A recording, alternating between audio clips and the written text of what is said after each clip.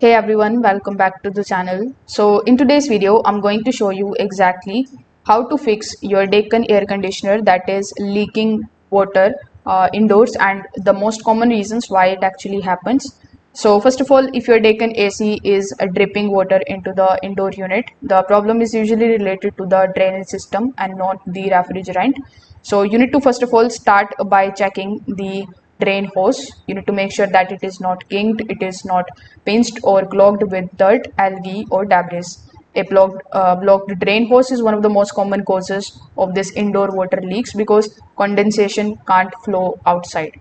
Afterwards, you just have to simply open the front panel and you need to then inspect the air filters. If they are heavily clogged, the airflow across the evaporator coil will be reduced, and this can then cause the coil to freeze, and when the ice melts, excess water may overflow from the drain pan.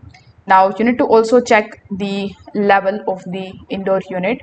If it has tilted forward or one side after the installation, water may collect inside the drain pan instead of flowing towards the drain outlet. Now, if you have recently cleaned your AC, you need to also make sure that the drain pan and the front cover, which is going to look something like this, are fitted correctly. Sometimes a misaligned drain tray or improperly installed filters can redirect water, and then it can cause it to leak from the front of the unit.